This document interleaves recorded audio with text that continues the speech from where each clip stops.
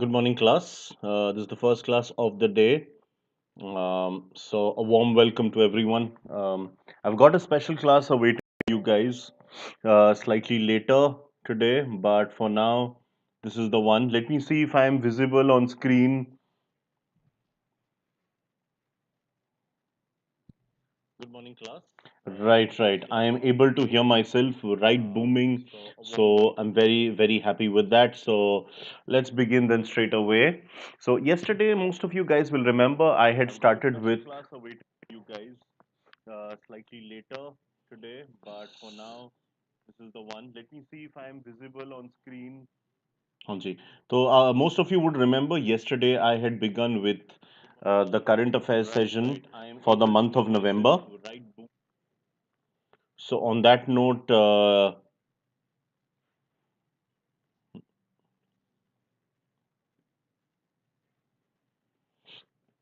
Right sorry for the interruptions let's just start so हाँ कल मैंने स्टार्ट किया था November current affairs it was the first of the 4 part series most of the months I do 3 parts but November is a bit more detailed. It's a very important month, so it's actually going to be 4 parts. So today is the second of those 4 parts. Next 2 days I'm going to finish the whole of November.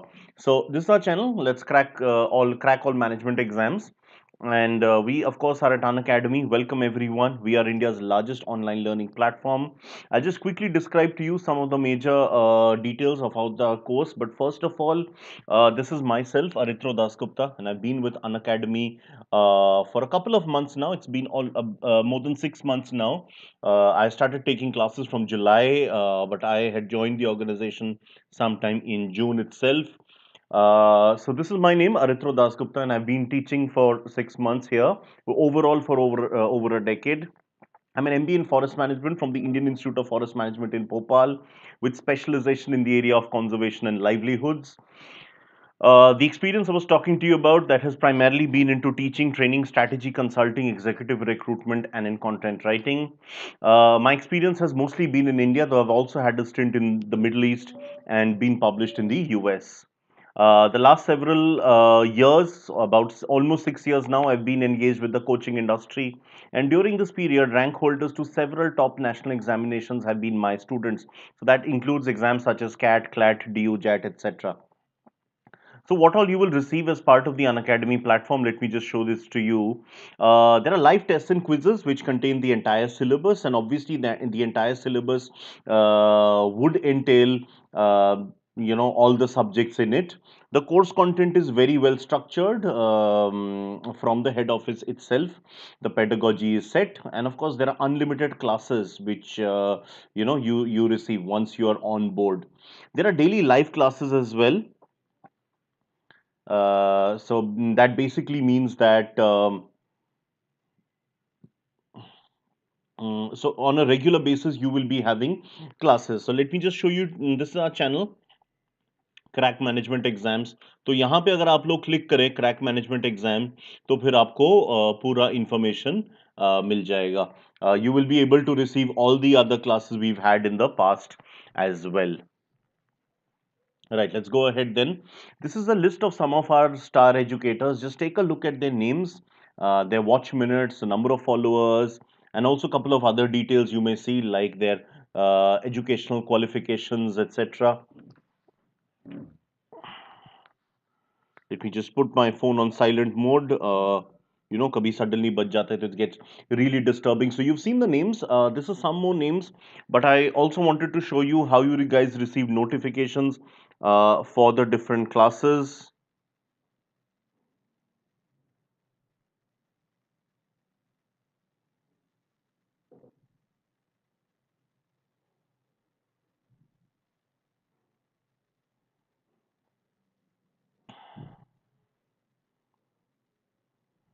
Right, was just receiving a couple of messages. So from Unacademy itself. So this is how you receive notifications for the classes. You also receive notifications regarding the batches. So this is how you receive those notifications. You can actually have entire batches with all the course content, or you can have specifically for one subject, as you can see at the bottom. In fact, today I'm going to give you very important information about some of the upcoming and ongoing batches. So be with me till then. There's a schedule that works very well for you. I already told you, even if you've missed a live class, you can always see the recordings, the archives. And of course, there is no language barrier. I mean, once you are on board, you receive, you actually get classes in several languages. We are present in 16 different languages so that everyone can access the classes. You may also interact with your educator anytime to get your doubts cleared. And of course, you may answer live polls. तो live polls as well as doubts के लिए मैं आप लोगों को दिखा दूँ. Right hand side में आपको दिखेगा, we have this thing called the YouTube live chat window. So please feel free to put in any questions that you have, any doubts you have. Meanwhile, I will also be asking you quizzes. I will be posing quizzes on this space. Right, so I've told you about the live polls. There are live tests which contain the entire syllabus, and after the test, you receive a detailed report and analysis of the same. And of course, after the classes, you can also download the PDFs that we teach from. For example, today there's quite a bit. Usually in the newspaper sessions, we don't have much of a PDF because the idea is that the newspaper itself is your PDF. But in these classes, you definitely have, because obviously the current affairs classes will be containing them. Right. So these now the next couple of slides I will be showing you the batches which are going to begin very soon. But before that, I also wanted to show you my code. आप कहीं पे भी join करेंगे, आप please मेरा ही code use कीजिए. You can use other faculty codes, that depends. But in case after this class you want to do, this is the code AD09. So please make use of this code whenever you are enrolling. This is the batch, basically beginners batch for CAT 2021. It starts from December 21st. These are the, so it started day before yesterday. But nothing to worry. You can always join. It's just been a day or two, so you can always join. And of course, you can see the recorded sessions pehle ke. These are the trainers, Shabana. There's Bharat and there's Ravi Prakash. You can see their backgrounds. Ravi, of course, been one of the star trainers with Unacademy. We've got Mr. Gupta, who has been, teaching for more than 2 decades now, an expert with CAT. And of course, Shabana, who's a multiple times 99 percentiler in CAT. Because CMAT has a GK portion, so in the batch for GMAT, yes, CMAT, you also have a trainer for GK. That is Mr. Kate, as you can see the first name, my colleague from GK. We also have Gurpreet, Shankar, and Abhishek, whom I've known for a long time. They are also part of our batches. This is Rishikesh's background, because CMAT, as I said, does have GK. We then have Gurpreet for LRDI. He has cleared several tough exams on multiple occasions. There's also Shankar, multiple times 99 percentiler, a highly experienced faculty, and of course Abhishek, who's from IIM Bangalore and SRCC background himself. He has mentored hundreds of students who have reached the top IIMs. There's also a weekday batch for CAT 2021. So these are the trainers in it. You can take a look. Arun Sharma is considered one of the legends of this field. Now this batch starts today itself, so you still have time. इस पे enroll कीजिए. आप फिर first class itself से join कर सकते हैं. Arun Sharma ji, he's one of the legends of this industry. There's also Abhilasha, there's Aparna, and there's Rahul. Mr. Sharma, of course, he's a best-selling author. He's considered the ultimate aptitude guru. Abhilasha, again, she's a writer and a poetess with over 2 decades of experience teaching verbal. And there's Aparna, who's from the MDI, and she had a 99 percentile in CAT as well. There's also Rahul, who is another 100 percentiler in quants. He's regularly received a 99.5 percentile in CAT. This is the CAT subscription model that we have. So I told you, shared my code with you guys, AD09. Please make use of this. And of course, these are the names of the trainers. You may, make use of any of these packages. But I would always suggest that you go for the long-term courses. It's much better to go for the 12-month or 24-month course rather than the short-term courses. Far more beneficial for you guys. Right. So on that note, let me begin. ये एक बार पढ़ लीजिए आप लोग. I'll just get myself some water. This is the last slide of the intro, and after this, I will straight away begin with the class.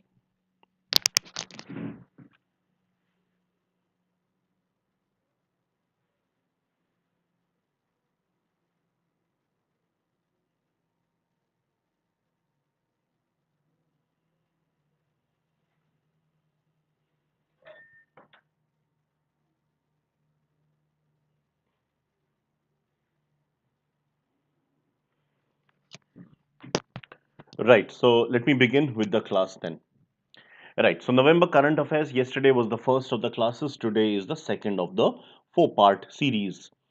Okay. So you know the usual format. Whenever there's some miscellaneous content, I go with November current affairs. That's the headline.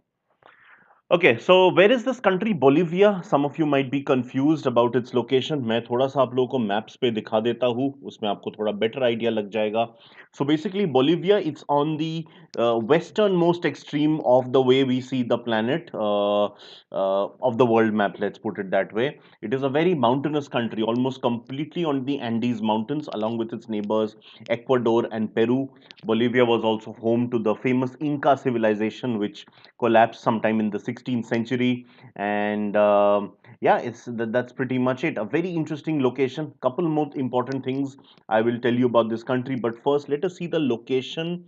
So La Paz is basically the capital. The country has two capitals, Sucre and La Paz. So first let me just show you this La Paz, which is in Bolivia, as you know. तो इसका मैं location दिखाता हूँ आपको. Right. Let me show you its direction so that you get a better idea. And I'll show you the direction from the complete other end of the continent, from Rio de Janeiro. I think by road थोड़ा मुश्किल होगा. मैं by flight दिखा दे सकता हूँ. चलिए road भी आ गया. So if you can all picturize the map of South America, or I can actually zoom out a bit so that you can get the bigger picture on a planetary basis. So this is Africa, as you all know. This is India, this is Africa, this is North America, the US and Canada, and ये रहा हमारा South America. Rio de Janeiro is on the extreme corner of Brazil. It's a coastal city, and La Paz is the capital of Bolivia. So this is Bolivia. It's primarily a landlocked country, does not have access to the ocean, but they do have a navy, and there is a very interesting story about that. So one of the world's highest altitude lakes, which is the Lake Titicaca, is actually on Bolivia. I'll just write the name of that lake once. Lake Titicaca in Bolivia on the Andes. So it is the world's highest lake among the big lakes of the world. It's the highest one. I can see somebody has joined the session, so welcome whoever that is. अपना नाम थोड़ा लिख देना तो मुझे पता चल जाएगा who this is. Okay, so as I was saying, Bolivia has there's an interesting history behind how do they have a navy in spite of being a landlocked country. So if you look at this part of Chile, can you see this country Chile just to the south of Bolivia? So Chile का जो western portion है, ये वाला portion, this was once Bolivian territory. There was a war between Chile and Bolivia about 100 years back, more than 100 years back, which Chile won, and Chile actually extended its territory to this coastline. Before that, Bolivia had it here. Till today, Bolivia, the country, the government, the people, they feel they were cheated out of this deal in this war, which is why they continue to have what can be said, a symbolic presence of a navy, just to show the world, yes, we technically we are supposed to have an ocean. So they have a navy which only practices in one remote lake far up in the mountains. They do not have access to the ocean, but they still have a fairly interesting navy. So they have two capitals, you know, La Paz, and the other one is Sucre, because La Paz is also the world's highest capital in terms of location. In terms of altitude, Sucre is at a slightly lower altitude, so they differ between summer and winters. During the peak winters, La Paz gets almost uninhabitable, so they come down slightly to Sucre. Right, so that is how the story works with this country, Bolivia. Right, let's move ahead then. Okay, so Luis R. Arca, he has taken over as the new president of Bolivia, becomes a 67. Some of you might wonder, that's a lot, because most of these South American countries achieved their independence in the 1820s and 1830s. And in fact, Bolivia has been named after person. He's considered one of the key freedom fighters, not just of one country, but of several countries. His was an armed rebellion. Simon Bolivar was his name, the person after whom he's named. So Simon Bolivar is given the credit for the independence of Bolivia, Colombia, Panama, Venezuela, Peru, all these five countries, they owe their independence to his leadership. In fact, there's a pretty famous series on Netflix as well. It's completely in Spanish and very long, which is the reason I have not attempted to start it. But yeah, that's something which can definitely be looked into.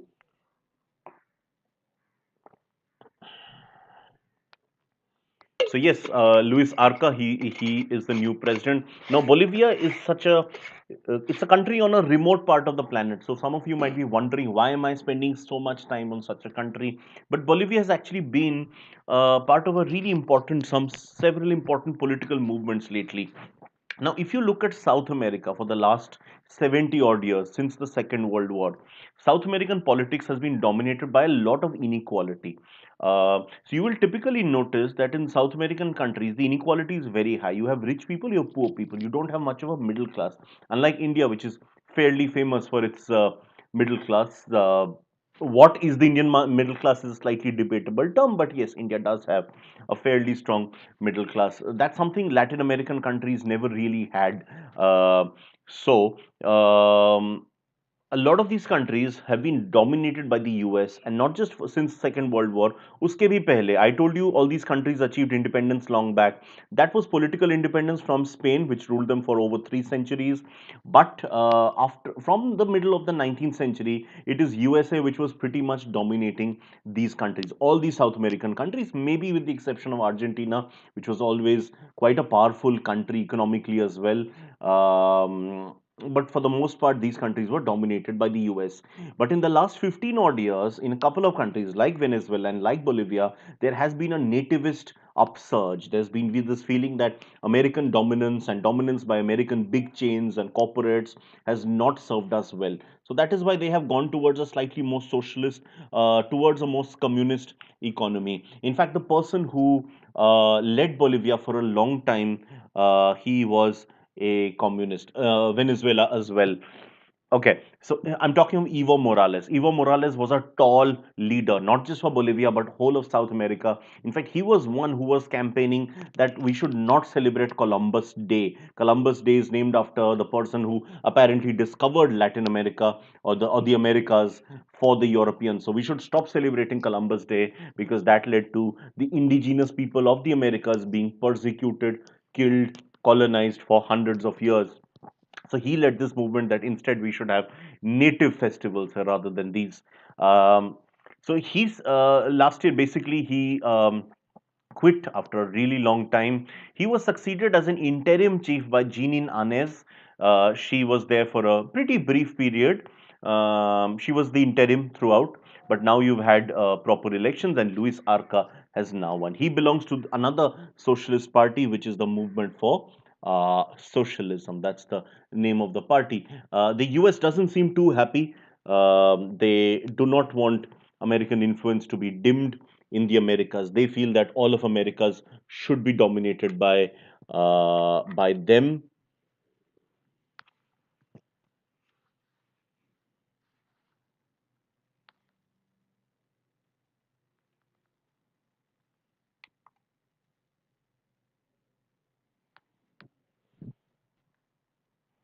Right. Okay, so I'm done with this Bolivia topic. Let's now move ahead. So the first flight carrying Israeli tourists to the UAE, I think many of you would have heard of the Abraham Accords. So based on these so-called Abraham Accords, we had the first diplomatic ties now between these countries, the UAE and Israel. Israel has also signed such treaties with Bahrain, with Sudan, and also likely to do with Oman very soon. And even with Saudi, they have signed aviation deals. So things are moving ahead. So this was the first flight carrying Israeli tourists to the UAE in a later sign of normalization between the two nations. We've had long discussions on the Abraham Accords. So thoda sa aap sun lena any of my previous sessions. So that will be useful for you guys. Right, let's move ahead to some more events from November. Some more of miscellaneous content. Okay, so Nepal's president, her name is Bidya Devi Bhandari. She has released a special anthology on Mahatma Gandhi, which is my understanding of Gandhi. This is about how Nepal sees Gandhi. as a leader for for the entire world. In fact, as a somebody from who advocated non-violence and peace everywhere.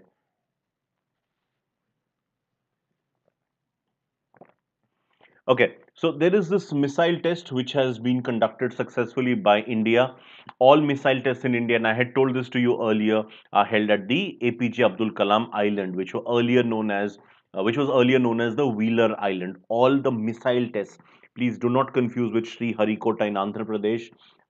That also on the Bay of Bengal is used for testing of for launching of rockets. Rockets are for peaceful purposes, for space research, and that is done by the ISRO. This, on the other hand, predominantly done by the DRDO. This is for national defense. So there's a difference. Also, a lot of people confuse with Pokhran. Pokhran is in Rajasthan. You cannot test missiles there because it's close to the international border, and it's the other side is pretty much mainland Indian territory. So you can't do that. So वहाँ पे क्या test होता है? The intensity कि जमीन के नीचे कहाँ तक जा सकता है? How much can it, right? On the other hand, samundar mein, this is on the ocean, so whether it is all the missile tests, they take place on the Bay of Bengal. So this is Mission Shakti, which is the first ever anti-satellite or ASAT. Anti-satellite matlab agar satellites attack ho, so this is really really advanced. In case in the future we have wars where, from space itself there is some attack, or maybe we are invaded by aliens, who knows, that could be the time. Right. Finally, we have Tanay Manjrekar. He's the first Indian to ride the futuristic mode of transport, which is called Hyperloop. Hyperloop. This is actually part of Virgin Hyperloop One's Mumbai to Pune Hyperloop project. So, Hyperloop was initially a project of Elon Musk, who also runs Tesla.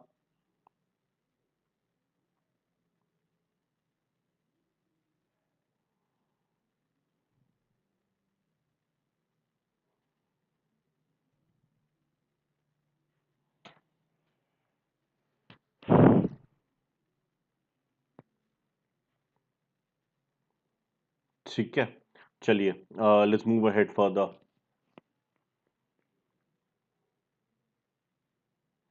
Okay. Okay, but now even Virgin, this is owned by Richard Branson. I'm sure many of you would have heard of Richard Branson. Elon Musk, of course, owns Tesla and SpaceX, also doing something to do with Hyperloop. But Richard Branson runs this company called Virgin Hyperloop. Hyperloops have not been put into actual test anywhere on the planet as yet, but several of these experiments have taken place. Right. Couple of recent developments from the state of Nagaland I wanted to show you guys. Uh, so the state government now, some of you might remember, some of the most loyal customers here, loyal visitors, students may have seen that I've been conducting several of these sessions for a really long time. And one of the sessions I had spoken at length about the Hornbill Festival, which is celebrated every year in the winter, typically in January in Nagaland. So hornbill is a bird native to Nagaland. There are different kinds of hornbills, but there's one great Indian hornbill which is considered the most important of them, and it's considered a symbol of unity for all the 16 tribes of Nagaland. There are also some Naga tribes outside Nagaland. So for all the 20 odd tribes, it is a symbol of unity and peace. So it's held every year for the last what 13 14 years it's been held, but this year it will be completely virtual. 2021, please make the correction. This is not for 2020. It's actually end of 2020, so you can call it 2020 as well, not a problem, because it's typically to even in December you can hold it, no problem. Since we're talking of Nagaland, मैं इसको एक that's the advantage of having these classes. मैं आपको एक ये पढ़ा के खत्म कर सकता था, बट जानबूझ के मैंने आपको थोड़ा सा नागालैंड का प्रेजेंट पॉलिटिकल सिचुएशन बताया, so that you know from a bigger broader perspective. So nephew Rio, Sri nephew Rio, he is the present chief minister of Nagaland. He is for the fourth time. He had been CM for 3 consecutive terms, 2002 to 14, but after that he ceded power. 2014 he became a member of parliament in Lok Sabha as well. Then in 2018, in the next elections held, this time he won again. It is a coalition government with the BJP as one of the partners. They were not, in fact, the single largest power. I'll talk about that thing. So he leads the NDPP, which is the Nationalist Democratic Progressive Party. So there's another party called the Nagaland People's Front. They were, in fact, the single largest party in the 2018 elections. They out of 60 seats in Nagaland, the NDF had NPF had around 26 odd seats. So you need 31 for the majority. The BJP had, I think, a couple. I'm not sure of the exact number. I think around a dozen seats they had, and his party had around 20 seats. There were a couple of independents. I think the JDU and the NPP also had. JDU had, I think, one, and the NPP, which is a national party from the northeast, they are also member of the NDA. Even they had two seats. So all of them together formed this coalition government with Mr. Ryu as the chief minister. The Congress did not win. I don't think they won a single seat. They may have won one at the max. So Congress was very powerful in Nagaland, but in fact he had started with the Congress, but not much of a presence now. The NDA stands for the National Democratic Alliance. The NPF also won the Lok Sabha seat. In 2019 elections, NDPP lost to the NPF.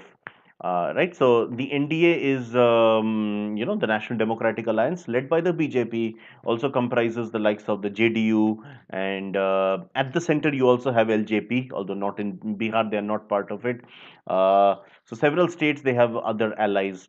Of course, the Shiva Sena, the TDP, and the Akali Dal, they have been some recent exits from there. But they have other allies like the AGP in Assam, the NPP in Manipur and Meghalaya.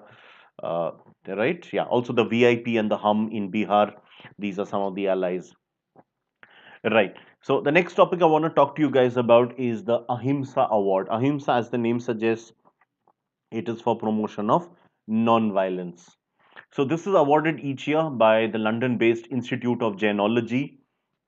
It also commemorates the World Ahimsa Day on 2nd October each year.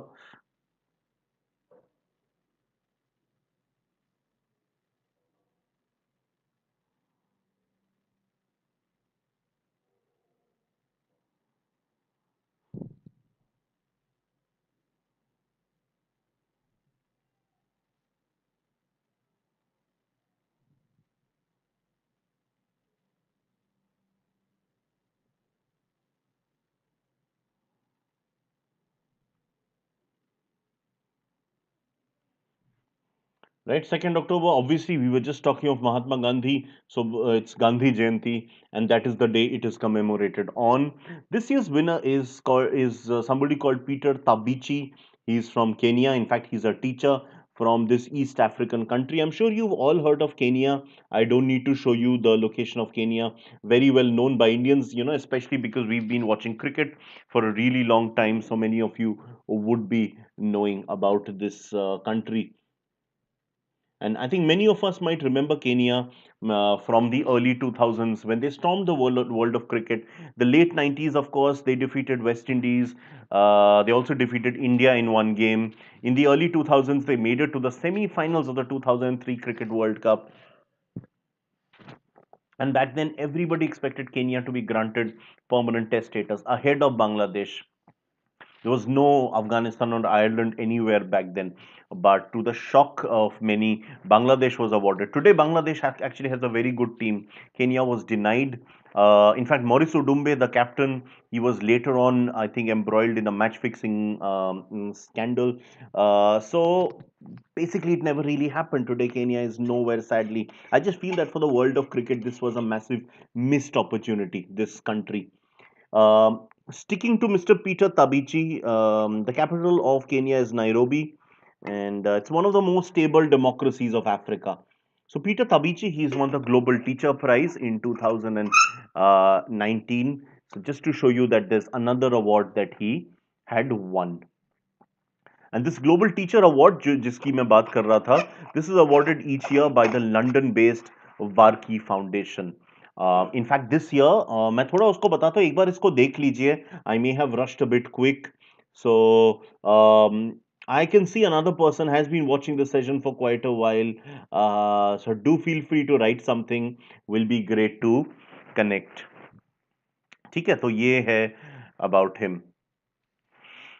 So this award was not given on 2nd October. 2nd October is also something they celebrate, but otherwise it is based in London. So genealogy, as the name suggests, they basically preach and promote the philosophy of Jainism and a lot of the other things around peace and non-violence which are connected with the religion of Jainism. Right. So as I said, this person, he also won the Global Teacher Prize, which is also awarded by a London-based non-profit organization. It's called the Varkey Foundation, which is being founded by the GEMS Group. You know, some of you may have heard of the GEMS School. If anybody's been to the Middle East or even parts of South India, and I know even in Gurugram, there is a GEMS School. So guys, have you heard of this GEMS Education group? So it's actually given by that particular group itself. So this year's winner is an Indian. Great news again. Please note this down. Anytime Indians win awards, it's a matter of great prestige. So his name is Ranjit Singh Disale.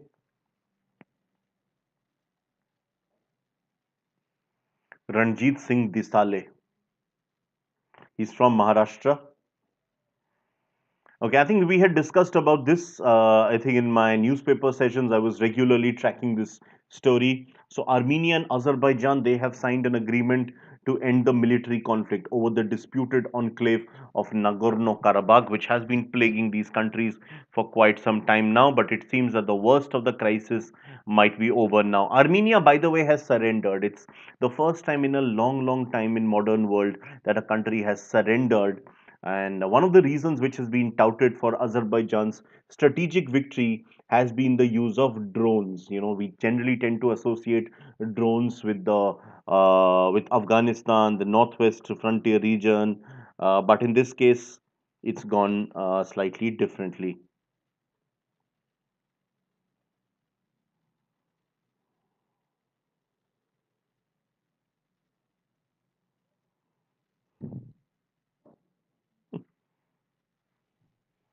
Right.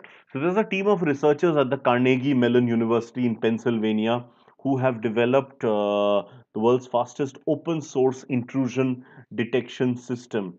Carnegie Mellon University, very famous, named after Dale Carnegie, one of the giants in the field of management, considered one of the great management gurus, was himself from Scotland.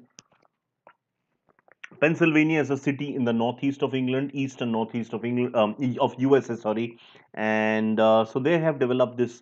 It's open source. It's can be availed freely, and it detects intrusions in case there are any of these viruses which come in. Now, I need to talk about IMPEX. What does IMPEX stands for? It's another index. So great news for you guys. A lot of you I know track indexes regularly. So this is the Interstate Migrant Policy Index. क्या नाम है? Interstate Migrant Policy Index, and it is one which seeks to measure the integration of interstate migrants. Kerala has been the most successful in integrating migrant workers as per the study of 2020. You know, there are lots of interstate migrants, and this year in India, we saw a terrible humanitarian crisis with so many migrants walking all the way to their home, bare feet in some cases, with very less access to food. Many of them struggled through buses and trains. This has been one of the, shall we say, great tragedies in the world this year. So, but Kerala does seem to be one state which has done very well in integrating migrant workers. So, this index is actually published by the IMN, which is the India Migration Now.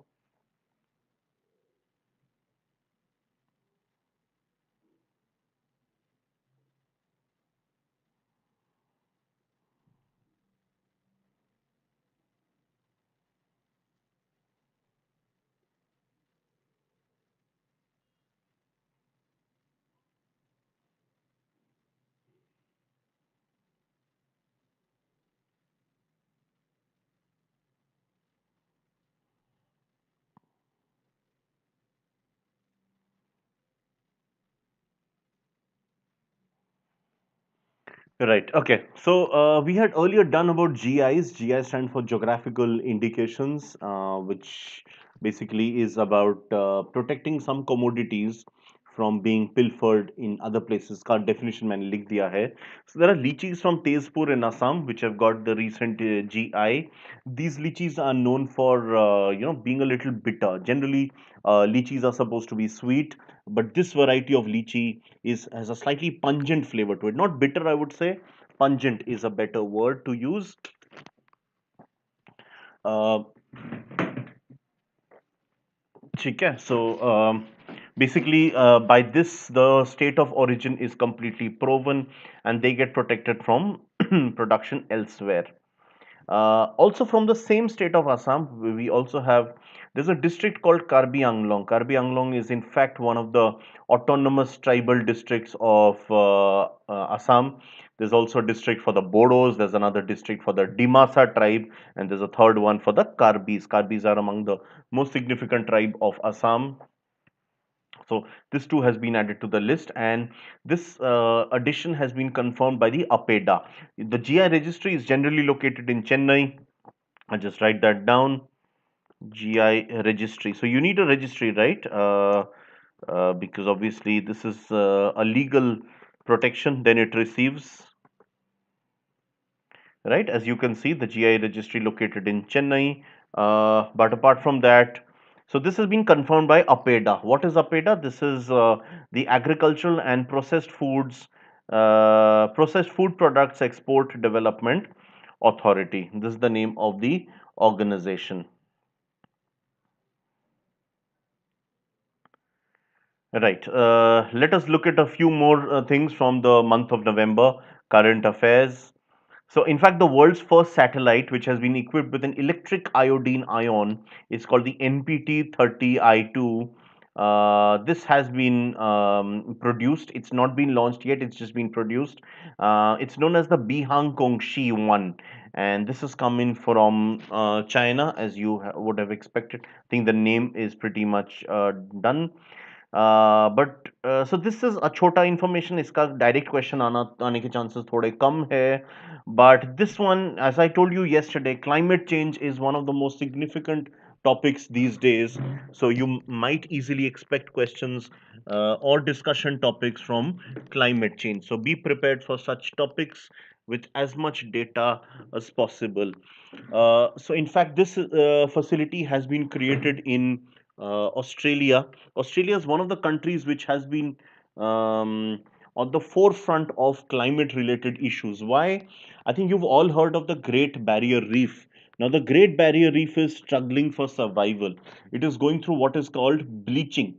ठीक है. So in our lifetime we might see the Great Barrier Reef not even survive. I know it sounds shocking, but that unfortunately is the truth at this point. We are staring at losing it. So that is why Australia has come up with the world's first coral conservation facility.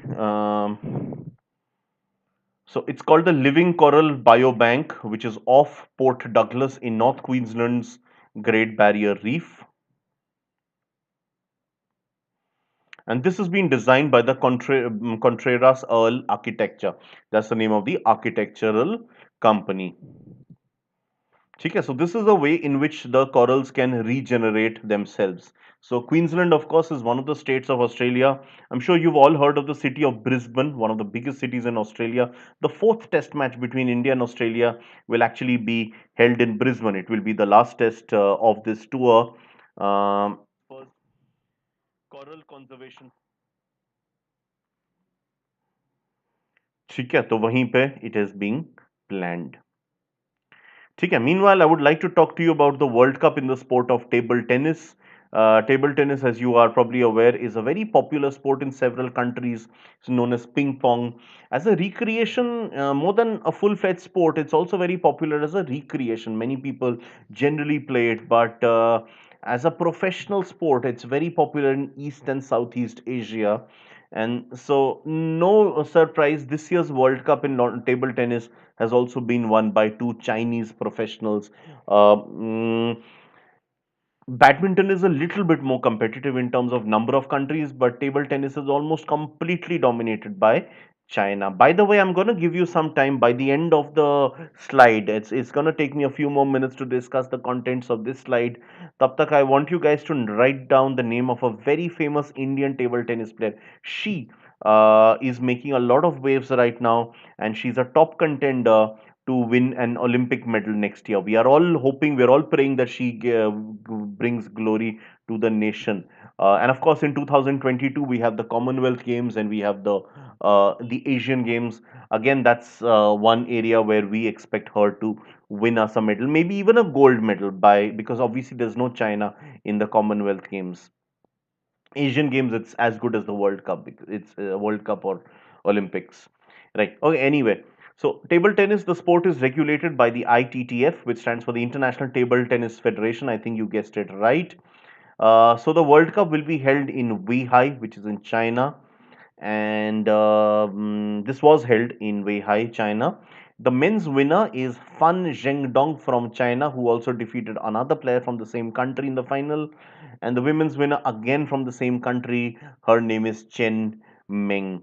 Were you able to write down the name?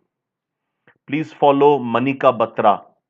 Manika Batra, great Indian hope for ATT medal at the Olympics next year. Most likely, she will be able to win at least a bronze. That's the expectation. But anyway, let's just keep the fingers crossed till then. Right. Let's move ahead. Okay. Let's talk about the IPL 2020. I'm sure many of you would have been waiting. When do we talk about the IPL? Because obviously, in the month of November, the IPL got over. The finals were held in.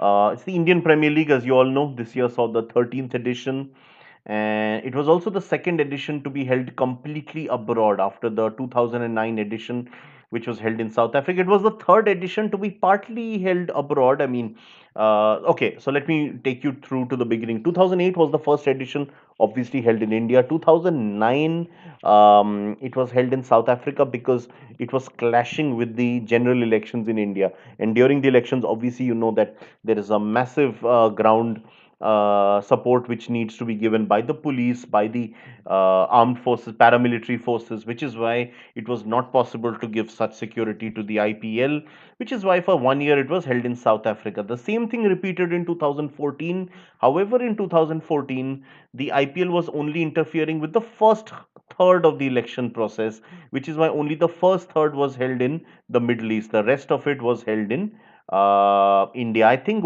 some of the matches were also held in England. I'm not sure, but most of it was held in India. 2019, thankfully, a clash was avoided. The elections were held slightly later in the peak summer, while the IPL was held in its usual time frame, which is the month of March.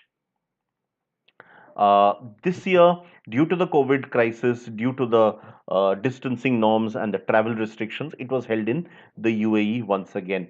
2011 as well, there was this thing because the World Cup was hosted by India, so there was a bit of a fatigue. So many matches in India. So 2011 में काफी लोगों ने कहा था कि let's have it abroad, maybe in England, but it did not really happen. And of course, we are hosting the World Cup again in 2023. हो सकता है उस साल we send this abroad. And next year, 2021, the IPL will be held in March, April, the usual time, and it could also be held abroad. So we are not yet confirmed. The BCCI is going through talks right now. When can it be held? Right. So this time held in three cities in the UAE. Dubai, Abu Dhabi, and Sharjah. Abu Dhabi and Dubai hosted the maximum matches. India has had a bit of a love-hate relation with Sharjah for a while. We were completely in love. I mean, many of the people for at least 15 odd years, because in Sharjah every year two tournaments would be held, and India was almost always a participant, at least to one of those events. But from 2000 onwards, India stopped playing in Sharjah. Because it was identified as the epicenter of the match fixing crisis. Some of you might remember 2000 was the year when the peak of the match fixing crisis emerged, when Mohammad Azharuddin was banned, Ajay Jadeja was suspended. There were also investigations on Manoj Prabhakar, Kapil Dev, Nayan Mongia, a few domestic cricketers as well.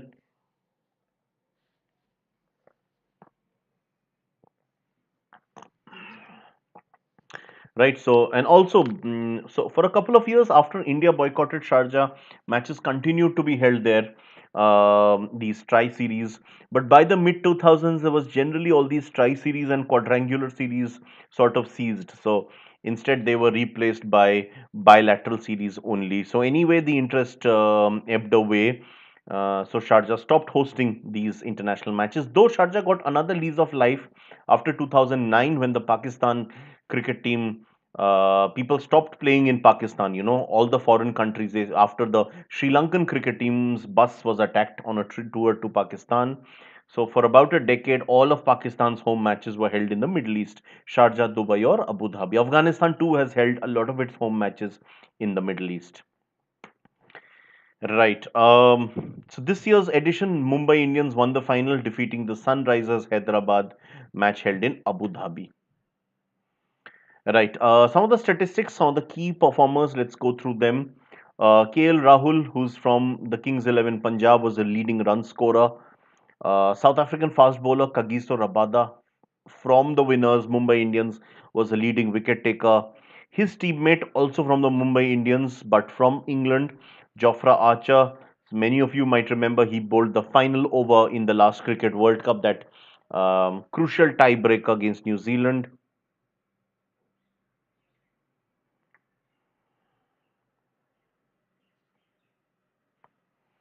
Right, so he was adjudged the best player overall because he had the maximum points in total.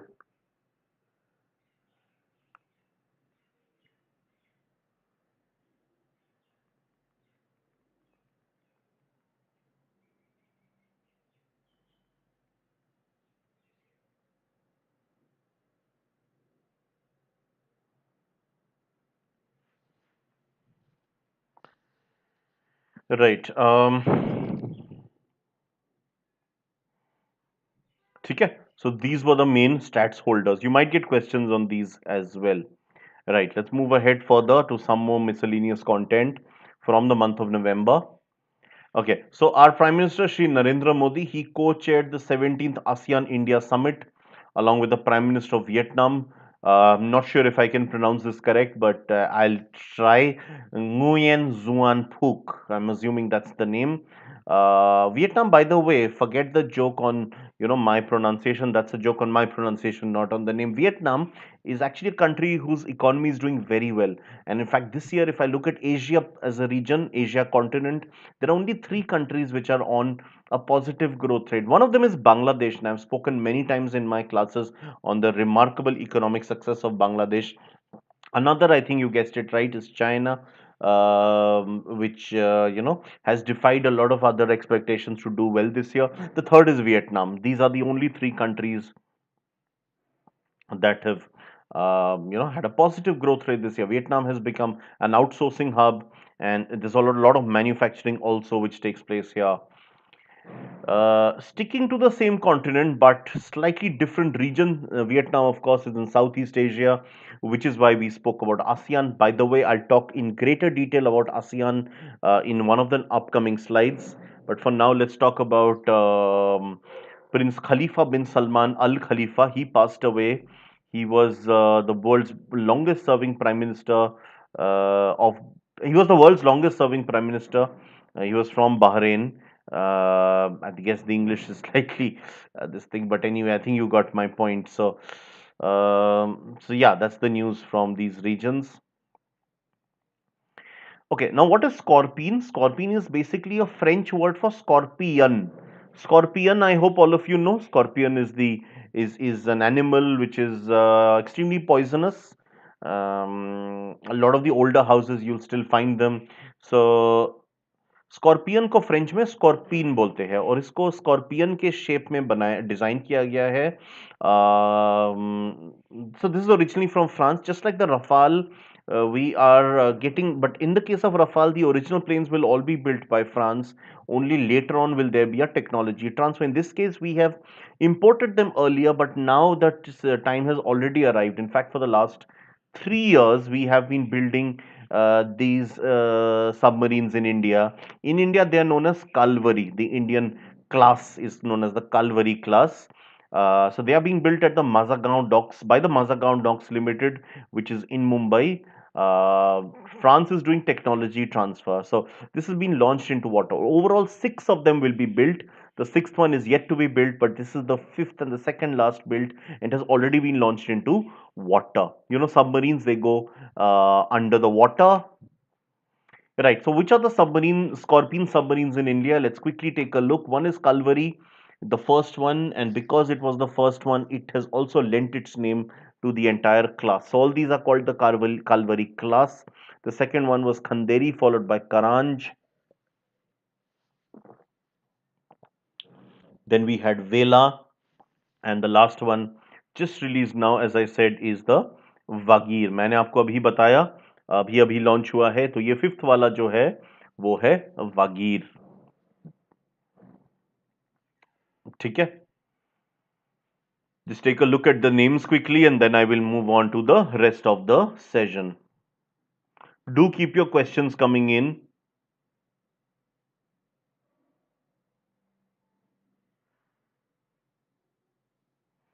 Yeah, so you can see my session yesterday. I had taken this, which lasted about an hour and a half. And I think the same time slot will be needed today as well. We've already completed a little over 50 minutes. I think you've already seen these names, so let's move ahead. It's easy to remember, three of them with K, two of them with V. Right, let's now do ASEAN. What exactly does ASEAN stand for? I told you मैं थोड़ा सा ASEAN पे बात करूंगा. It's the Association of Southeast Asian Nations. It's a group of 10 countries from the Southeast Asia region. I don't think today the class will last for 1.5 hours. I have a feeling it will be finished a little quicker. Just realized we are on to the 40th slide. So just another 10 odd slides remaining. Okay, so as I said, it's the Association of Southeast Asian Nations. It's a group of 10 countries from the Southeast Asia region, and two more countries right now have observer status. They are candidates, they have applied for full membership. And it's interesting which are those two, मैं आपको दिखाऊंगा. In the meanwhile, right now they have observer status. Observer का मतलब है कि मैं meeting में बैठ सकता हूँ, मैं अपने recommendations मैं सुन सकता हूँ सबकी बातें, recommendations दे सकता हूँ. If you want to follow, but I say great. If you don't want to, that's also fine. I cannot force you. Also, I do not have voting rights and I do not have veto powers, but I can sit and I can hear everything, and I can act in my own country this way. So this is an important step before you become a full-fledged member. And if I talk of countries closer to home, Afghanistan was also a member of was also an observer member in SARC earlier, but now Afghanistan is a full-fledged member. So this was founded in 1967 post the Bangkok Declaration. This was earlier something known as SEATO. SEATO was started sometime in the 1950s, I think in 1954. So मैं लिख के देता हूँ एक बार. SEATO, which stands for Southeast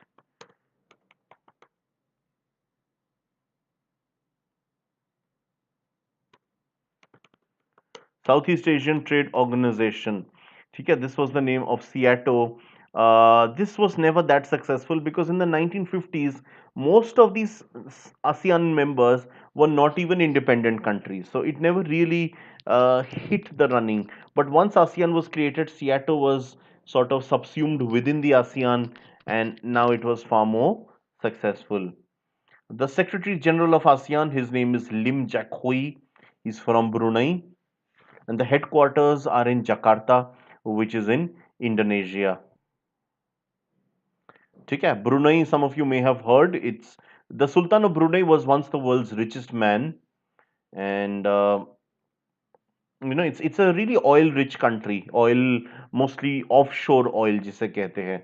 Most of the countries in ASEAN, they were colonies of some European country or the other, except Thailand. Thailand is one of the few countries in Asia, the only in Southeast Asia, never to be occupied by a European nation. Myanmar, Singapore, Malaysia, Brunei, All four were British colonies. There were three French colonies, there was one Dutch colony, and there was one country which, for the most part, for 300 plus years, was a Spanish colony, but then for about half a century, an American colony. I'm talking Philippines there. चलिए आगे बढ़ते हैं Jakarta में headquarter Jakarta is often nicknamed as the Vienna or sorry Geneva of the East. You know, Geneva in Switzerland is home to several international organizations, so that's the feeling that Jakarta evokes something similar. It has a similar status for the eastern region. Okay, let's continue then. Who are the ASEAN members? Okay, so Indonesia, I told you, this is the only Dutch colony. मैं बता रहा था ना, there was one Dutch colony. Dutch is in people of the Netherlands are called Dutch. So there's Indonesia, there's Malaysia, there's Vietnam, Laos, Cambodia. All three were French colonies. Vietnam, Laos, and Cambodia. They are together known as the Indochina. There's also Myanmar, which is of course neighboring country to India. So these are the six, and four more. The Singapore, Brunei, both are very small. You have the Philippines and you have Thailand. And finally, you have two more countries. These are both observers, East Timor and Papua New Guinea. Let me show you the location of these two countries. इसमें आपको overall region का भी पता चल जाएगा. Guys, please, lot of people I've seen, they make the mistake. They call China part of ASEAN. China is not southeast, it is east. थोड़ा सा location समझिए. India has south में, China है east में. ASEAN countries are like this. If India is this, they are like this in this area, pointing towards, you know, the left, but not completely on the east. China, Japan, the Koreas, Taiwan, Hong Kong, Macau, these are all East Asia. Mongolia and the Stans, they are Central Asia. West Asia is from Iran. Middle East is all the Arab Gulf countries and Israel as well. But Southeast Asia is these countries which I've mentioned. ठीक है, अब मैं थोड़ा आपको maps में दिखाता हूं where exactly is the location of some of these countries. So let me show you where East Timor is, and there's an interesting story around East Timor. Its capital is Delhi. You know, not the Delhi in India, but the Delhi in East Timor.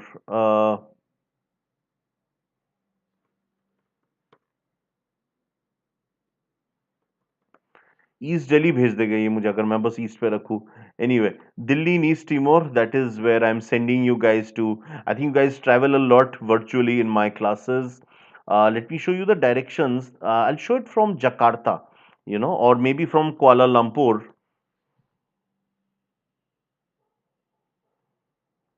Of course, not by road.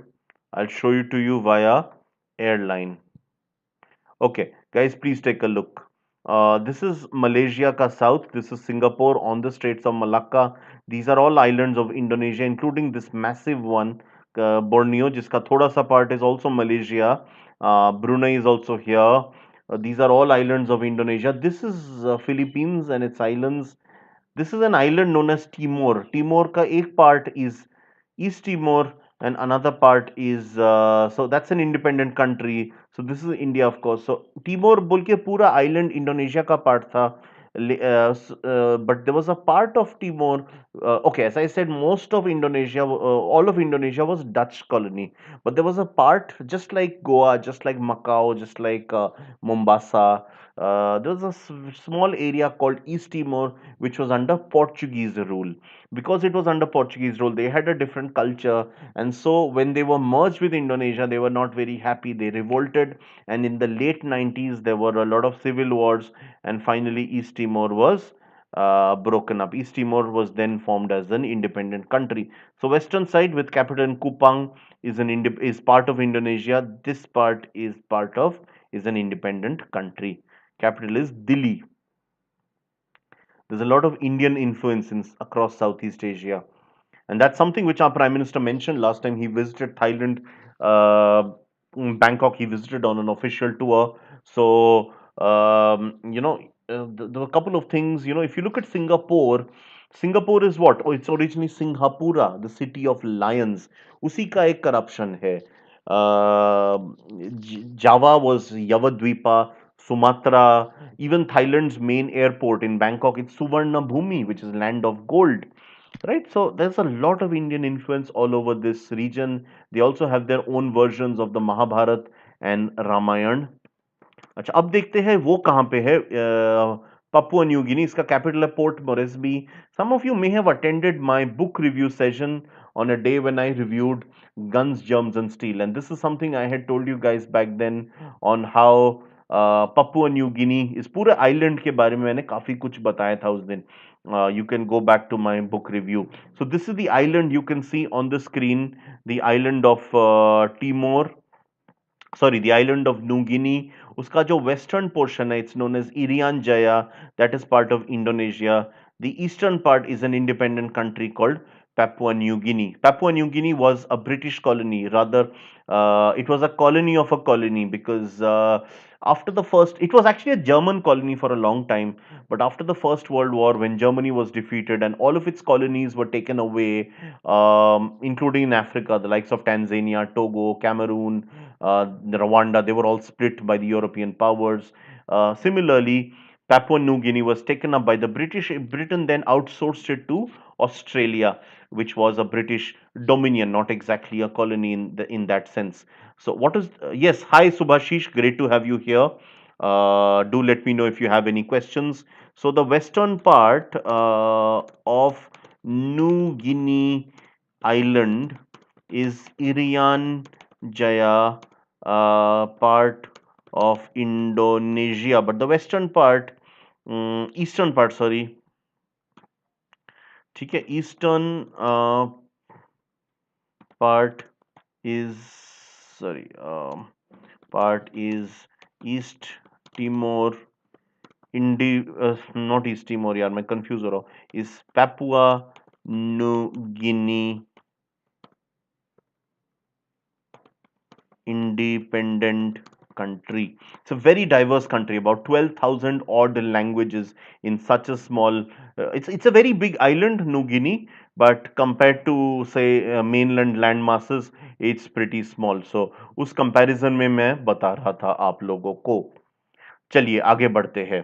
So I'm done with the ASEAN topic. Want to discuss now some more miscellaneous content. So I'm gonna start now. मैं थोड़ा सा पानी ले लेता हूँ. It's always important to keep your self well hydrated, especially in these times of the pandemic.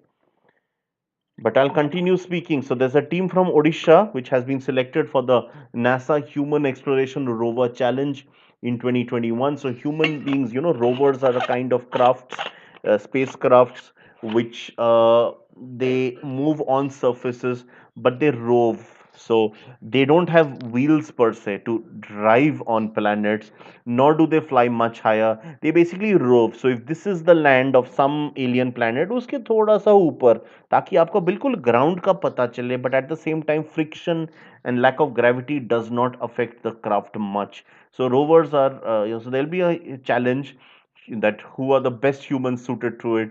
So there's an Indian team as well which has made it to the last round. It's called the NAPSAT, which goes for Navonmesh Prasar Foundation. There was this foundation which has been in it for a while.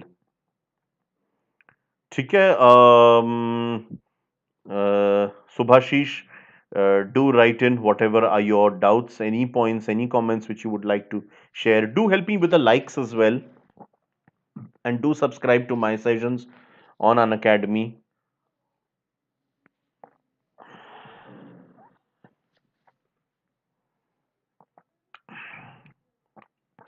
Finally, on this slide, want to talk about IFSCA. We've had a lot of classes where we have told you about IFSCA. So it's actually approved banking regulations for banking operations at IFSCs with headquarters in Gandhinagar, Gujarat. It will be actually at the Gift City. Have you heard of the Gift City? Gift City. It's a very important financial hub. It's being developed as sort of a new Mumbai, or a second Mumbai. ताकि आपको बिल्कुल ground का पता चले. चलिए आगे बढ़ते हैं. November current affairs. Okay, so the Jammu and Kashmir government has launched an e-auction portal to promote trading of GI tagged Kashmir saffron across the country.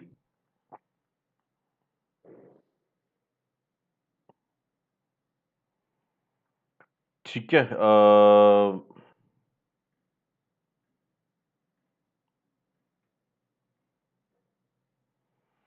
ठीक है, सो जीआई की बात मैंने करी थी। मैंने आपको पहले बताया था क्या, Kashmir saffron couple of months back it was added into the GI list in India. The only thing which has happened now is that a separate, so this is actually the highest altitude saffron in the world. इससे ऊपर कोई भी saffron नहीं बनता. Most of the saffron is from Italy, Spain and Iran, Turkey. These countries, Kashmir also produces a fair bit, but at a higher point. And this is a slightly different variety. It's considered more superior. तो एक e auction portal चालू किया गया है, because all these commodities they have auctions, so that the traders, buyers, they can all sort of set common norms and standards, and this way they can take it ahead. I'm awaiting your answer on Gift City. In case you're aware, do let me know. Looking forward to your to getting your answer. Okay, इस portal का नाम है IIKSTC, which stands for India International Kashmir Saffron Trading Center. I think that is pretty obvious. Okay, and finally, moving on to news from the world of lawn tennis. So Novak Djokovic, मैंने उसका नाम नहीं लिखा, for some reason, my mistake. मैं उसको अभी correct कर देता हूँ. Usually on YouTube sessions there are एक दो mistakes. इस आज बहुत ही कम है. This is the first one. Anyway, so Serbian tennis star Novak Djokovic, he has equaled the American Pete Sampras's record of being just rank one at the end of 6 years. So 2012, 14, 16, 17, 19, and 20. These are the 6 years, if I'm not wrong. Pete Sampras was world number one for 6 consecutive years. So that way he has not been able to, beat that record, because Pete Sampras, as I told you, is 6 consecutive years from 1993 to 1998. So yes, I've added his name. His name is Novak Djokovic.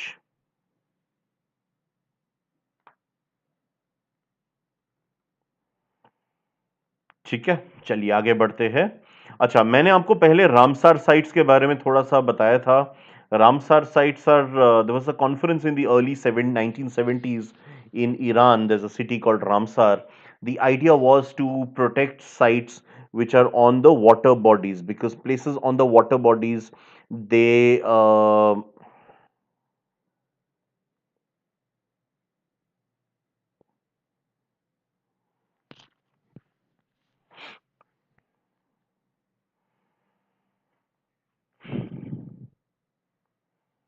Yeah, so around water bodies, many of you may have visited. There are lots of lakes in Uttarakhand, for example. In Udaipur, there are lakes. In Haryana, you have the Badkhal Lake, the Suraj Kund. So it's not just about water, but so many creatures are dependent on those. You have the fishes within them, the frogs, amphibian creatures. You also have lots of birds and even land animals which depend on them for water and other requirements. So that is why these places are to be protected worldwide. So India now has 41 such sites.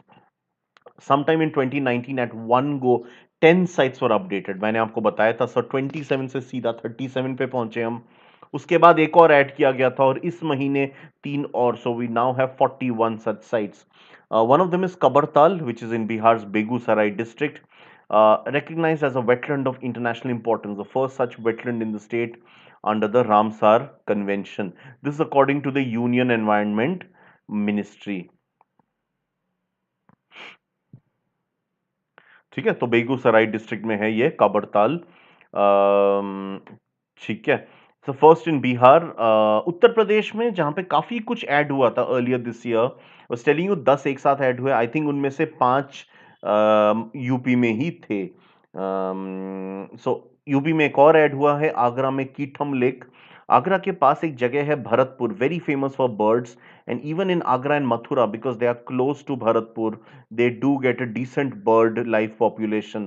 So that's the beauty of India. Even though you have such a big city, you obviously have a lot of garbage which comes out from cities. But जहाँ पे भी थोड़ा बहुत भी environment nature दिखता है, you see congregations of birds, because India is so rich in terms of biodiversity. So that is the beauty of this particular thing in Agra, Uttar Pradesh, also known as the Sur Sarovar. This has also been named. I think this place is associated with Surdas because he was obviously from this region, the blind poet. Okay, the third one to be added now is the Lonar Lake in Maharashtra. Lonar Lake was in the news recently because its water had turned red due to the presence of a particular bacteria, a very unique bacteria. So this is the only crater lake in India. Crater lake का मतलब है a lake formed by a crater which was formed after some meteor or asteroid or something like that dropped over it. That is how this was created. ठीक है, so it's the only crater lake in India. Right, these three have taken India's tally in the list to a total of 41. Kitna? Total is 41.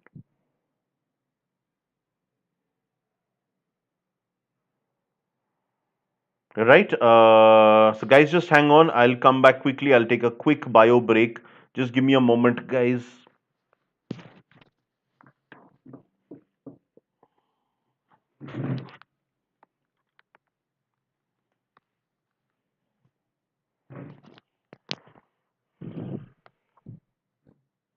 Very quickly, I'll be back.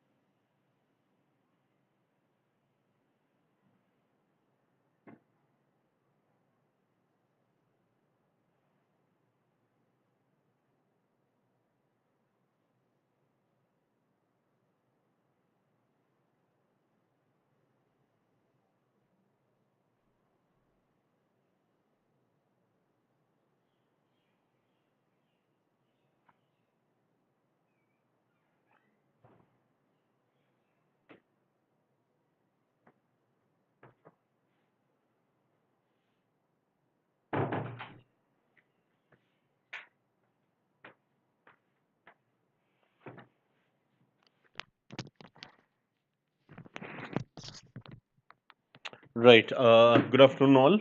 Let's continue then on that note. Right. I guess it's afternoon already. Okay, we're just short of afternoon. So let's just continue then. Okay, so the total now is 41 Ramsar sites in India. So now I want to discuss with you about this thing called PIWTT, which is actually a protocol. This is probably the most important thing I'm teaching today. Please इसको थोड़ा सा highlight कर लेना. It's a protocol for inland water trade and transit. It's planned between India and Bangladesh for inland commercial shipping, and it's the first commercial shipment under this, which was received at Karimganj in Assam. Right? So Karimganj in Assam is the final point for this thing. And which are the 2 points in Bangladesh जहाँ से originate होता है? One is Gyon Khali, the other is Chilmari. The 2 points in Bangladesh जहाँ से ये आ रहा है. The two countries have also planned another project which is called the JMVP. And what is the JMVP? Let us understand. But पहले आप ये देख लीजिए.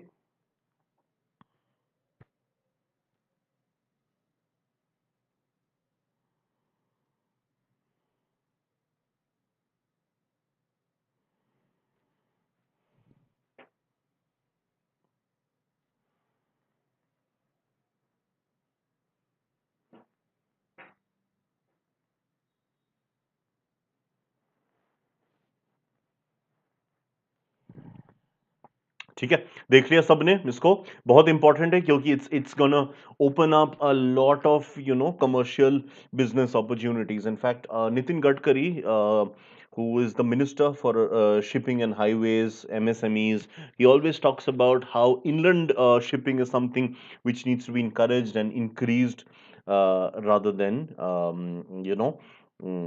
because obviously we depend a lot on roads, but India's rivers, we are very lucky to have a lot of navigable rivers. Rivers are navigable because they need to be stable. So India's rivers are stable. We have comparatively few waterfalls. Waterfalls जितने भी होंगे बहुत मुश्किल होगा फिर navigate करना. You can't you take a ship like this. So that's why Indian rivers are very stable and good for navigation, especially those in the north. South makes sometimes the water levels reduce than the non-monsoon months, so that could lead to some trouble for the larger ships to move in. But definitely Bangladesh jahan pe hai, there's a lot of water, a lot of opportunity for this to take place. Similarly, the JMVP, which is also being planned, it's called the Jal Marg Vikas project, planned by the IWAI, which is the Inland Waterways Authority of India. That's the body which I was talking to you about, which is leading a lot of these plans. Right, so I'm done with that topic. Just three more slides remaining before I visit the thank you slide. Thank you slide important because we do a summary from the students, and of course, I also share my other details. Guys, do watch out for the session today at 2 p.m. on unacademy.com, a special class which I will be conducting for all of you guys. ठीक है, so तब तक आगे बढ़ते हैं. Right. There's a tram library which has been set up in one of the cities in India. I think many of you would be knowing what is a tram. It's obviously a means of travel, and a lot of them have been phased out over a period of time because they aren't fast enough. So many cities have phased them out, but many cities in the West have retained them because of the value they provide over short distance travel. And one city in India which has continued, shall we say, keeping them alive, patronizing them, that is Kolkata. Kolkata still has a significant tram network. Right. So, but however, many trams, even in Kolkata, have by now been phased out. So, what to do with such a massive wagon? So, many of them are now being used in other innovative methods. One of them is as a library. So, Kolkata has got its first ever children's tram library. It's actually the first of its kind in the world, not just in India. It's called the Kolkata Young Readers' Tram Car. It was launched on Children's Day. This month was Children's Day, 14 November. And I think on my last session, the last couple of slides I spend on the important days and dates of this month. So obviously Children's Day becomes critical on that day. By the way, today is another very important day. Yesterday was National Mathematics Day. It was the birthday of Mr. Ramanujan. Today is the birthday of whom? Can you tell me? Very important Indian political personality. He was the prime minister for a very brief period, undoubtedly a brief period, but nonetheless, he was a prime minister for a couple of months. And in fact, he has holds the dubious distinction of being the only prime minister never to have sat in parliament, because the few months that he was the prime minister, the sessions had been adjourned. So he never held parliament during his period. Um, so, any guesses? Today is National Farmers Day. It's named after the birthday of a very important political leader, very powerful farmer leader. His son and has also been the chief minister of Uttar Pradesh for a while, and his grandson is also now one of the leaders of the party they founded. He was of course part of the Janta Party and then the Janta Dal, but his son founded the Rashtriya Lok Dal. Can you tell me मैं किन की बात कर रहा हूँ? I'll give you time till the end of this slide to send me an answer on this. Okay, so this tram card was developed by the APJ Anand Children's Library and the WBTC. The WBTC stands for the West Bengal Transport Corporation. The APG group is a very important educational group in Kolkata and in West Bengal. Right. So, time to give you the answer. Today is the birthday of Chaudhry Charan Singh. Let me write down the details. December 23rd, birthday of Chaudhary Charan Singh, National Farmers Day. A little bit of अंग्रेजी आपने देखा farmers के S के end में apostrophe है because when there's a plural उसका belonging then you have S and then an apostrophe उसके सामने. Anyway, so today is National Farmers Day या राष्ट्रीय किसान दिवस, his birthday. ठीक है, so Chaudhary Charan Singh, as I said, Prime Minister in 1979 for about 4 months. Right, second last slide, and this is again one of the most important today, guys. Please highlight this. It's the RCEP, which stands for Regional Comprehensive Economic Partnership. It's been one of the most important things in this month, and in fact, we'll have other discussions as well. This can be a very important GD topic. India has decided not to sign the RCEP in spite of several invitations. Did we do the right thing? Did we err in it? We can always have a discussion. आप लोग सोचिए इस पे please मुझे बताइए. So India has decided not to sign this agreement, and total of 15 members in this grouping, which includes the 10 ASEAN members. I told you earlier today about the 10 ASEAN members: Indonesia, Malaysia, Thailand, Myanmar, Brunei, Singapore, the Philippines, Laos, Cambodia, and Vietnam. Those 10 members, not the two observers, they might join later on, but as of now, it's those 10 permanent members. Plus, you have five more countries: Australia, New Zealand, Japan, China, and South Korea. So the RCEP 15, and if you add to them India, Russia, and USA, this forms the East Asia Summit. So every year you also have an East Asia Summit, which, as I've told you, also includes India and Russia, also USA, although USA has no connection to East Asia, but then USA is omnipresent, omniscient. So they form part of several such summits because obviously US presence is there everywhere. So many of you may not know this, but USA is also the largest shareholder of the Asian Development Bank. They're not even a country in Asia. So that just shows the influence that USA has on several things worldwide.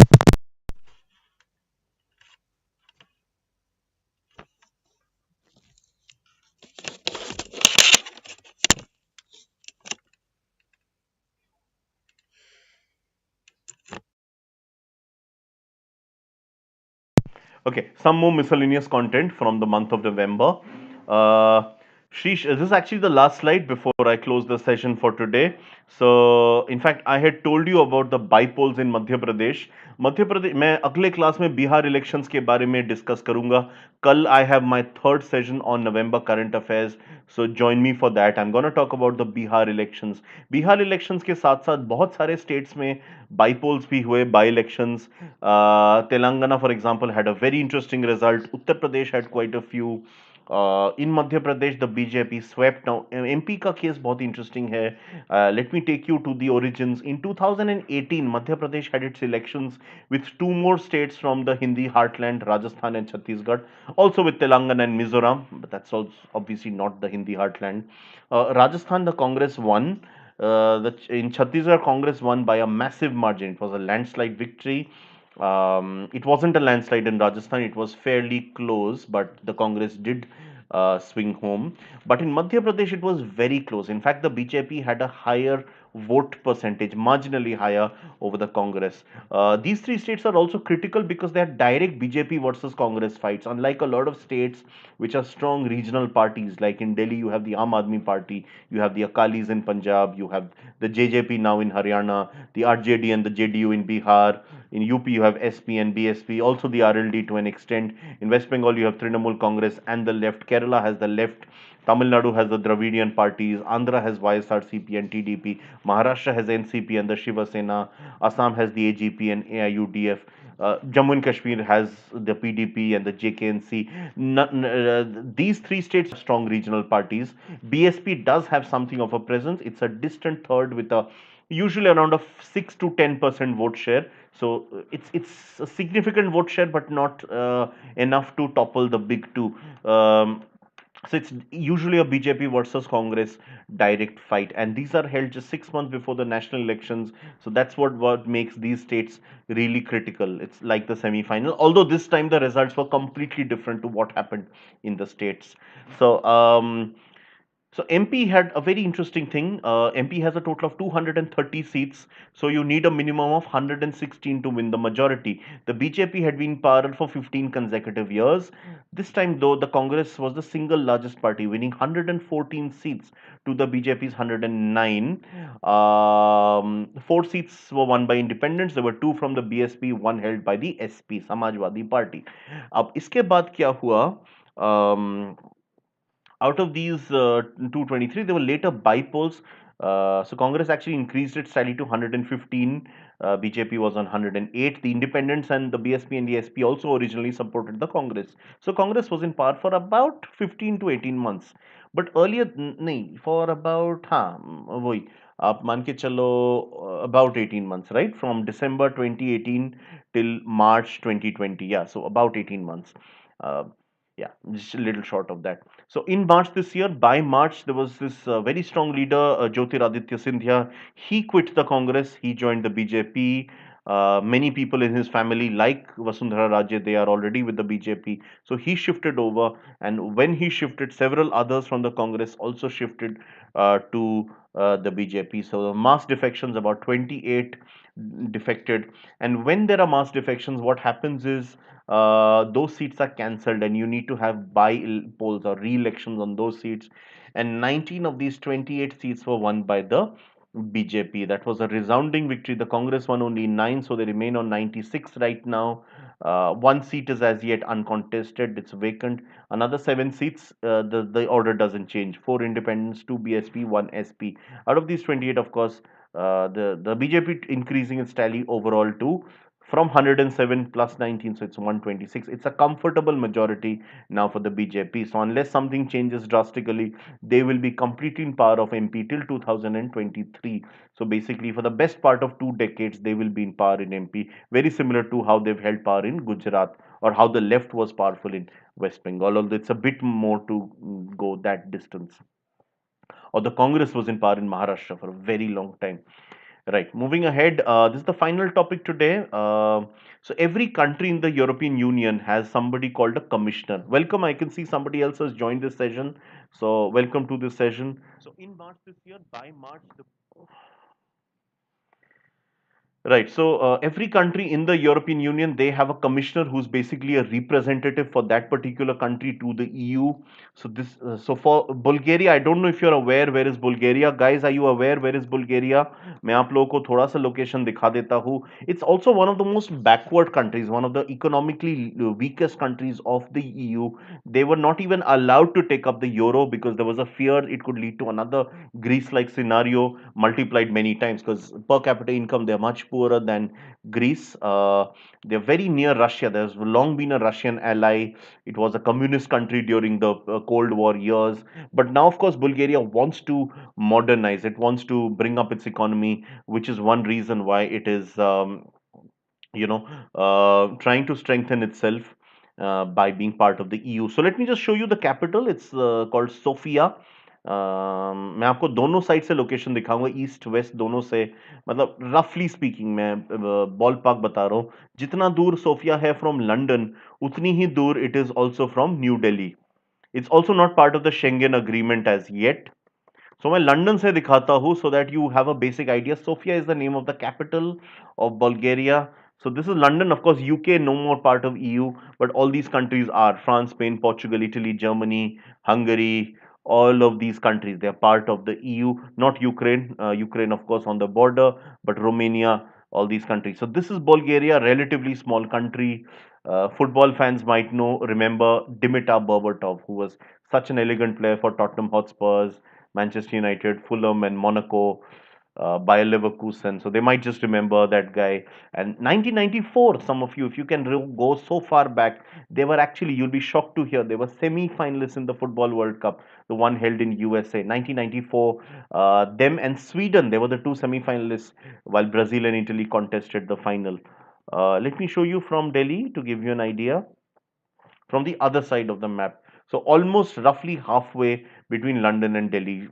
थोड़ा सा मैं गलत बोल रहा हूँ शायद, घंटे देख के लग रहा है, but yes, almost in a way. So this is Turkey. Just beyond Turkey, this is located in. ठीक है? And Bulgaria has a very funny custom. You know, generally we say this is yes and this is no, but in Bulgaria it's the other way around. This is yes. ठीक है? So, so that's an interesting thing about Bulgaria. Anyway, so it's EU Commissioner. Her name is Maria Gabriel. She's been presented with an award. It's the annual award of the Vienna Economic Forum. Vienna hosts an economic forum every year. Um ठीक है. The country has been labeled as the partner of the year for contribution for the economic development and regional and international level of the forum countries. So all the countries in EU, Bulgaria has contributed immensely beyond its potential. As I said, it's a pretty poor country, but still they've gone above and ahead of their potential to do a lot for the zone.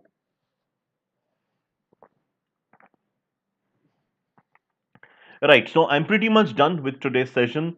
November is a really important month. So tomorrow I'm gonna continue with November current affairs. Day after, gonna take the fourth and final session, which will complete the thing. Please do not miss my special class today at 2 p.m. And do not forget to use my code. Any session you're going for, do use my code. There's a change in the pattern now.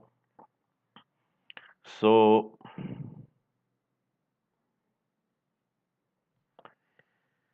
yeah, so I'll just move ahead. So this is the closing slide. Do like my session. I hope you liked it, and do share it with your friends. Do support with the likes and help subscribe. This is my code at the bottom, AD09. Once you use this, you will receive a flat 10% off on this. ठीक है, तो यही रहा. I'm gonna keep it open for a couple of minutes in case you have any doubts. Please feel free to connect with me. कोई भी doubt हो, I will be very happy to answer your questions. So let me just keep it open for some time. You may get back with any doubts or queries, not just on the GK or not just on the GK study today, but if you have any general questions on the exams, on the months.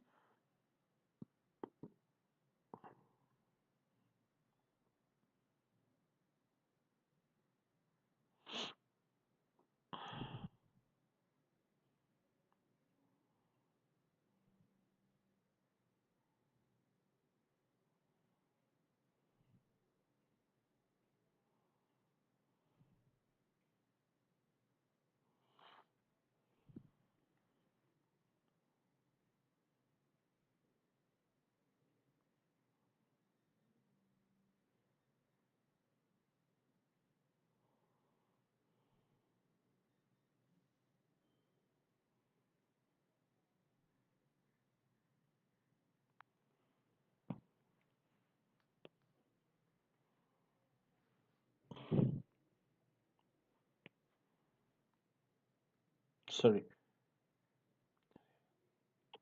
Yeah, do keep sending the questions in case there are any. I shall be really happy to answer them. Otherwise, I'll just wrap up. ठीक है. So,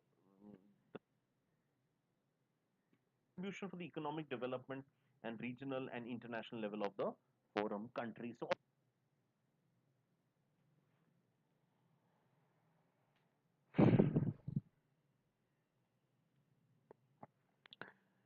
I'll just wait some more time, maybe another half a minute in case there are any questions. Otherwise, we can wrap it up.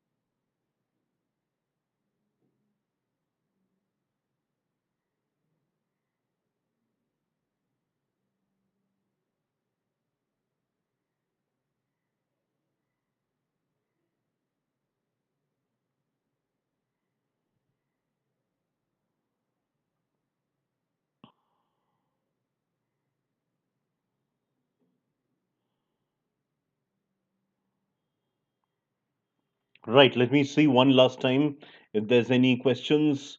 Fair enough, doesn't seem to be right now. So I think we can wrap up the session. Wonderful interacting with you all. I've got my special session to prepare for. So there's this next session which will be at around 2 p.m., guys. So please join me for that. Till then, thank you so much and do keep using my code. Uh, See you all very soon. Thank you.